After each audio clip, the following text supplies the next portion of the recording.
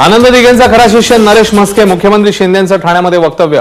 दिघे साहेबांकडून ठाणे जिल्हाध्यक्षपदे काढून घ्यायचा कट होता. मुख्यमंत्री एकनाथ शिंदेंचा आरोप. आम्ही तोंड उघडलं तर शिंदेना लोकांमध्ये फिरणं मुश्किल होईल. मला बोलायला लावू नका. शिंदेना प्रत्युत्तर देताना राजन विचारांची एकनाथ शिंदेंवर सडकून टीका. एकनाथ शिंदेना कंटाळून नरेश म्हस्के काँग्रेसमध्ये जाणार होते. त्यावेळी उद्धव ठाकरेंच्या फोननंतर मी स्वतः नरेश म्हस्केंची मनधरणी करण्यासाठी त्यांच्या घरी गेलो. राजन विचारेंचा दावा. दिंडोरी लोकसभेत माकपचे उमेदवार जेपी गावित यांची माघार. पक्षाच्या सूचनेप्रमाणे माघार घेतली. जेपी गावित यांची प्रतिक्रिया. दिंडोरी लोकसभा मतदारसंघातून जेपी गावित यांचा मवियाचे उमेदवार भास्कर भगरेंना पाठिंबा. भास्कर भगरे लोकांमधला उमेदवार नाही. गावित यांची प्रतिक्रिया. नाशिकमधून अपक्ष उमेदवार शांतिगिरी महाराज निवडणूक लढवण्यावर ठाम. निवडणूक लढवणार आणि जिंकणार शांतिगिरी महाराजांचा निर्धार. त्यांच्या उमेदवारीमुळे हेमंत गोडसेंना फटका बसण्याची शक्यता. सध्याचं राजकारण गलिच्छ झालं असून यात बदल करण्यासाठी निवडणूक लढणार आणि जिंकणार. शांतिगिरी महाराजांना विजयाचा विश्वास. निवडणूक आयोगाकडून त्यांना बादली हे चिन्ह. नाशिकमध्ये खासदार हेमंत गोडसेंनी 10 वर्षात काही काम केलं नाही. भाजप पदाधिकारी दिनकर पाटील यांची टीका. काम केलं नाही म्हणून उमेदवारीलाही वेळ लागला. पाटलांचा टोला. उमेदवारी अर्ज मागे घेण्यासाठी अवघी काही मिनिटं शिल्लक राहिलेली असतानाच हेमंत गोडसेंची जिल्हाधिकारी कार्यालयात धावपळ. भाजपच्या अनिल जाधव यांचा उमेदवारी अर्ज मागे घेण्यासाठी गोडसेंची धावपळ. पुणे लोकसभेतले महायुतीचे उमेदवार मुरलीधर मोहोळ यांच्यासाठी राज ठाकरेंची पुण्यामध्ये सभा. 10 मे रोजी राज ठाकरेंच्या सभेचं आयोजन. नाशिकमधून भाजपचे बंडखोर अनिल जाधव यांची माघार. उपमुख्यमंत्री देवेंद्र फडणवीस यांच्या शिष्टाईनंतर घेतली माघार. धुळे लोकसभा मतदारसंघाच्या काँग्रेसच्या उमेदवार शोभा बच्छाव यांच्यासाठी उद्या उद्धव ठाकरेंची सभा. जळगावच्या सभेआधी ठाकरेंची धुळ्यामध्ये सभा होणार.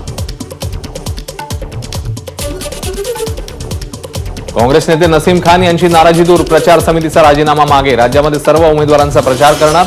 नसीम खान यांची ग्वाही. सोलापूर लोकसभा मतदारसंघात मविया आणि महायुतीच्या उमेदवारांनी ही निवडणूक हिंदू मुस्लिम ध्रुवीकरणावर आणली. प्रहार पक्षाचा आरोप. त्यामुळे सोलापूर मतदारसंघात नोटाला मतदान करणार असल्याचंही प्रहार पक्षाकडनं स्पष्ट. माझी नाराजी तत्वांशी होती, आता ती दूर झाली आहे. रायगडमध्ये मी पूर्णतः तटकऱ्यांसाठी काम केलंय. भरत गोगावलेंची प्रतिक्रिया. भिवंडी लोकसभेचे उमेदवार कपिल पाटील यांची वाडा तालुक्यात प्रचार रॅली. रवींद्र चव्हाण रॅलीमध्ये सहभागी. रॅली दरम्यान कपिल पाटील यांच्यावर पुष्पवर्षाव. 80 जागा असतानाही उत्तर प्रदेशमध्ये 2 टप्प्यात मतदान. मग 48 जागांसाठी महाराष्ट्रात 5 टप्प्यात मतदान का? बीडमधल्या सभेतनं अमोल कोल्हेंचा सवाल. तर देशाच्या पंतप्रधानांना प्रचारासाठी बीडला यावं लागतं, ही आपली ताकद असल्याचंही वक्तव्य.